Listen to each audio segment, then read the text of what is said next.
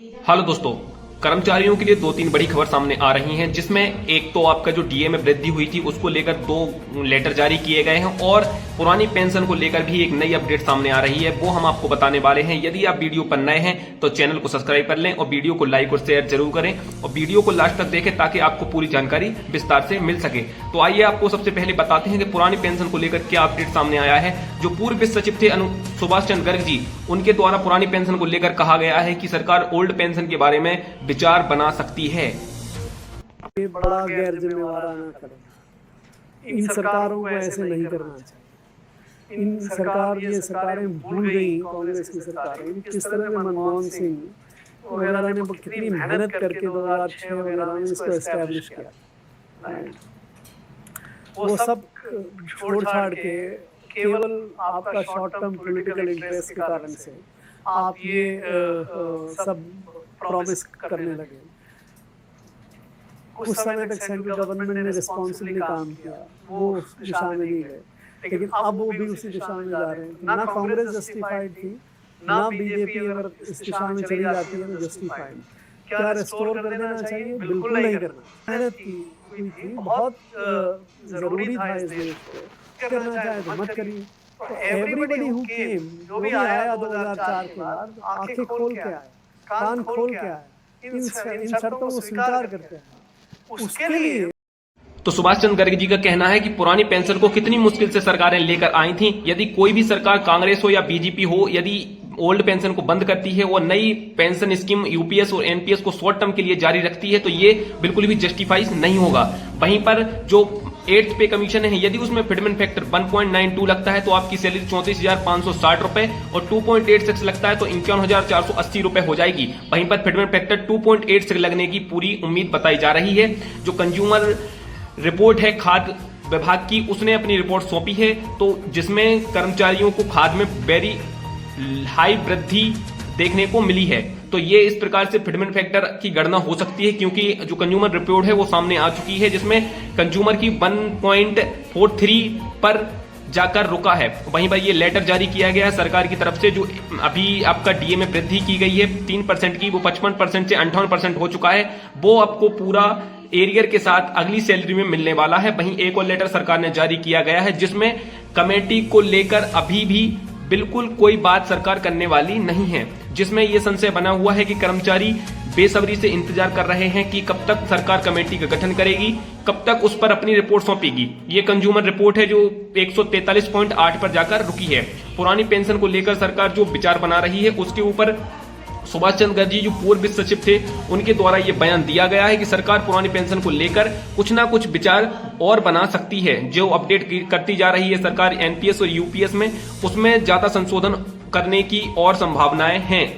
तो वहीं पर सुभाष चंद्र गर्ग जी ने पहले भी कहा था कि सरकार 8th पे कमीशन को लेकर क्या विचार बना रही है, अभी तक क्यों 8th पे कमीशन का गठन नहीं किया गया है, क्यों कमेटी का गठन नहीं किया गया है। तो उनके द्वारा कहा गया था कि सरकार हो सकता है किसी नए सिरे से कर्मचारियों की सैलरी में वृद्धि कर सकती है, और उनके द्वारा फिटमेंट फैक्टर 1.92 के आसपास लगाने की पूरी संभावनाएं बताई जा रही थी। परंतु जो यूनियन लीडर हैं शिव गोपाल मिश्रा जी, उनके द्वारा कहा गया था कि सरकार 8th पे कमीशन पर 3.86 फिटमेंट फैक्टर लगा दे, परंतु उनके द्वारा जो 15 मांगे की गई थी उसमें 3.0 फिटमेंट फैक्टर की मांग सरकार से की गई थी। लेकिन सरकार यदि फिटमेंट फैक्टर 3.0 नहीं लगाती है तो 7th पे के अकॉर्डिंग 2.57 कम से कम फिटमेंट फैक्टर रखे। लेकिन अभी सबसे बड़ा मुद्दा यही बना हुआ है कि 8th पे कमीशन की अभी तक कोई अधिसूचना जारी क्यों नहीं की गई है। क्या सरकार किसी नई तरीके से कर्मचारियों की सैलरी में वृद्धि करने वाली है, और वृद्धि करेगी तो सरकार कितने % तक वृद्धि कर सकती है। सुभाष चंद्र गर्ग जी का कहना है सरकार 20 या 25% के आसपास कर्मचारियों की सैलरी में वृद्धि कर सकती है यदि 8th पे कमीशन की घोषणा नहीं करती है तो। लेकिन जो यूनियन लीडर हैं लगातार धरना प्रदर्शन कर रहे हैं, उनके द्वारा कहा गया है कि सरकार को 1 जनवरी 2026 से 8th पे कमीशन की घोषणा करनी ही पड़ेगी, क्योंकि कर्मचारियों को इसमें अब देरी होते हुए देखना बेहद मुश्किल हो रहा है। 1 जनवरी 2025 से घोषणा होने के बाद अभी तक सरकार ने इसके ऊपर कोई भी अधिसूचना जारी नहीं की गई है। लगातार कर्मचारी बहुत इंतजार करते जा रहे हैं, लेकिन अब इंतजार की हद हो चुकी है। सरकार यदि किसी दूसरे प्रकार से भी सैलरी में वृद्धि करने वाली है तो सरकार को सबसे पहले उसका एक मसौदा तैयार करना होगा और उसके बारे में कर्मचारियों को और किसी न किसी लेटर के थ्रू कर्मचारियों को ये जानकारी उपलब्ध करानी होगी कि 8th पे कमीशन का गठन क्यों नहीं हो रहा है। क्या सरकार अपनी तरफ से कोई नई योजना बना रही है जिसमें कर्मचारियों की सैलरी में वृद्धि होगी। तो सरकार इसमें जो वृद्धि करेगी यदि 8th पे कमीशन का गठन नहीं होता है तो वो सोच रही है कि जो 8th पे कमीशन में 10-10 साल का वक्त लगता है उस देरी को खत्म किया जाए और कर्मचारियों की जो गणना की जाती है, एक कमेटी बनाई जाती है, फिर कमेटी अपनी रिपोर्ट 1-2 साल के अंदर सौंपती है, तो उसमें बहुत सारा वक्त लगता है। तो उसको खत्म करने के लिए सरकार हो सकता है कि 1 जनवरी 2026 को डायरेक्ट आकर कर्मचारियों की सैलरी में वृद्धि कर दे कुछ परसेंट की, या किसी फिटमेंट फैक्टर के आधार पर, या किसी महंगाई को आकलन करते हुए।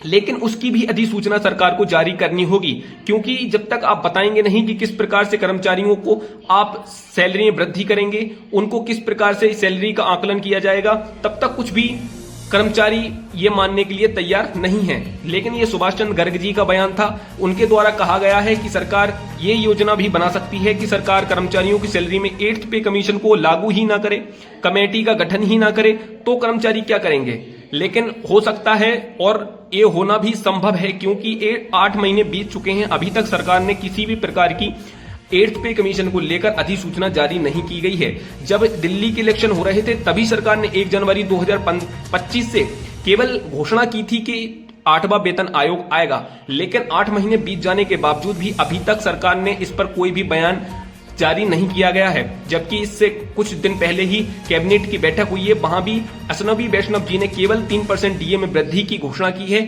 ना ही 8th पे कमीशन पर इसमें कोई भी अधिसूचना जारी की है, ना कोई भी लेटर जारी किया गया है। वहीं कर्मचारी उम्मीद लगाकर बैठे थे कि सरकार जो डीए है उसमें 4% की कम से कम वृद्धि करेगी, क्योंकि ये 7th पे कमीशन के अकॉर्डिंग आखिरी वृद्धि थी, लेकिन सरकार ने 3% की ही वृद्धि की है। जो 55% डीए था वो बढ़कर 58% हो चुका है। अब आने वाली अगली सैलरी में आपको जो लेटर जारी किया गया है उसके थ्रू आपको जुलाई से सितंबर अक्टूबर तक का पूरा एरियर के साथ आपको डीए में वृद्धि देखने को मिलेगी। लेकिन ये जो डीए में वृद्धि हुई है, टोटल 58% डीए हुआ है, ये 7th पे के आधे से भी कम नजर आता है, जिससे कर्मचारियों की सैलरी में बहुत कम वृद्धि हो पाई है। वहीं सरकार ने कर्मचारियों का पुराना 18 महीने का डीए भी ना देने की बात कह दी है। अब कर्मचारियों को ये उम्मीद लगाकर बैठे हैं कि 8th पे कमीशन में अभी तक घोषणा नहीं की गई है, तो क्या सरकार 2027-28 तक 8th पे कमीशन को ले जाने वाली है, क्योंकि उस टाइम पर इलेक्शन की घोषणाएं हो सकती हैं। और यदि ऐसा होता है तो क्या सरकार कर्मचारियों को 2 साल का एरियर देने के लिए अपने बजट बना कर रखी हुई है? यदि ऐसा होता है तो कर्मचारियों को ये भी उम्मीद लगाकर रखना चाहिए कि सरकार डीए में जो वृद्धि करी है 3%, उसके बाद सरकार एरियर भी आपका पुराना खा चुकी है, आपका बोनस भी कम दिया है, तो सरकार हो सकता है कि जो आपके 8th पे कमीशन 2 साल डिले हो जाए तो उसके बाद आपको उसका एरियर देने से भी मना कर सकती है, क्योंकि जब 1-2 साल बीत जाते हैं तो वो बहुत ज्यादा बोझ बढ़ जाता है सरकार के ऊपर किसी भी प्रकार के इतने कर्मचारियों को पैसे देने का। तो सरकार हो सकता है ऐसा करे, उसके बाद कर्मचारियों को सड़कों पर आना पड़े, लाठी डंडे खाना पड़े, अपनी हक की मांग के लिए सड़कों पर उतरना पड़े। तो ऐसा ही होता हुआ दिखाई दे रहा है, क्योंकि अभी तक इस पर कोई अधिसूचना जारी ना करना इस बात का ऐलान है कि कर्मचारियों को और भी वक्त तक इंतजार करना पड़ सकता है। दरअसल ये पूरा मामला बहुत ज्यादा पेचीदा होता जा रहा है, कर्मचारियों का सब्र खोते जा रहे हैं, क्योंकि 2-3 ही महीने बचे हैं अब नए साल के लिए। तो सरकार यदि 1-2 महीने के अंदर भी नई कमेटी का गठन करती है तो उसमें अभी भी 34 पदाधिकारियों की नियुक्ति करना बाकी रहेगा। जब तक वो कर्मचारियों की नियुक्ति करेंगे तब तक ये साल खत्म हो चुका होगा। उसके बाद जब सरकार वो कमेटी अपनी रिपोर्ट सरकार को सौंपेगी तो 1-2 साल का वक्त तो वैसे भी लगने वाला है, क्योंकि पुरानी जितने भी पे कमीशन लागू हुए हैं उन सब में भी इसी प्रकार से वक्त लगाया गया था। 1-2 साल का वक्त किसी भी कमेटी को पूरी रिपोर्ट सौंपने के लिए लग जाता है, क्योंकि लाखों पेंशनर हैं और लाखों कर्मचारी हैं, तो उनके लिए ये सारा मसौदा तैयार करना बेहद गंभीर काम हो जाता है। तो सरकार को चाहिए था कि अभी तक जो कमेटी थी उसका गठन कर देती और 8th पे कमीशन का कुछ तो ऐसी अधिसूचना जारी कर देती, ताकि कर्मचारी उम्मीद लगाए हुए बैठे थे उनको थोड़ा आश्वासन मिल जाता कि सरकार इस पर कुछ काम तो कर रही है। तो अब ये सारी चीजें बहुत ही लंबे बस्ते में चली गई हैं। कर्मचारी इसकी उम्मीद लगाकर बैठे थे कि 1 जनवरी 2026 से लागू होगा, लेकिन अभी भी इस पर इंतजार करना पड़ सकता है और हो भी सकता है कि सरकार इसको लागू ना करे, क्योंकि जो सुभाष चंद्र गर्ग जी हैं वो पहले वित्त सचिव रह चुके हैं। उनके द्वारा दिया गया बयान कहीं ना कहीं उनको इस चीज की जानकारी होगी कि कैसा सरकार के अंदर चल रहा है। तो ये सब चीजें अभी हो रही हैं, परंतु जो यूनियन लीडर हैं वो भी लगातार धरना प्रदर्शन दे रहे हैं और सरकार को लगातार मांग कर रहे हैं कि आपको जल्दी से जल्दी 8th पे कमीशन की घोषणा करनी चाहिए, ताकि कर्मचारी अपना जो सब्र खोते जा रहे हैं वो बरकरार रहे। तो अब इलेक्शन आने वाले हैं, कुछ ना कुछ 1-2 महीने के अंदर होने की पूरी संभावनाएं हैं और हो भी सकता है कि इस महीने या अगले महीने तक इस पर कोई ना कोई अधिसूचना जारी हो जाए। तो तब तक के लिए हम लोग बस यही कह सकते हैं कि सरकार जल्दी से जल्दी 8th पे कमीशन का गठन करे, ताकि कर्मचारियों की उम्मीद बरकरार रहे। और यदि सरकार 8th पे कमीशन का गठन नहीं करती है तो ये बता दे कि वो किस प्रकार से कर्मचारियों की सैलरी में वृद्धि करेगी। तो अभी तक के लिए यही अपडेट सामने आ रहा है कि जो लेटर आया है उसमें आपका डीए में जो वृद्धि हुई है वो उसका एरियर भी आपको इस महीने की लास्ट की सैलरी में देखने को मिल सकता है। तो वीडियो को लास्ट तक देखने के लिए आप सभी का बहुत बहुत धन्यवाद। वीडियो को लाइक और शेयर जरूर करें, ताकि आपके छोटे भाई का मनोबल और सहयोग आप पूरी तरीके से कर सकें।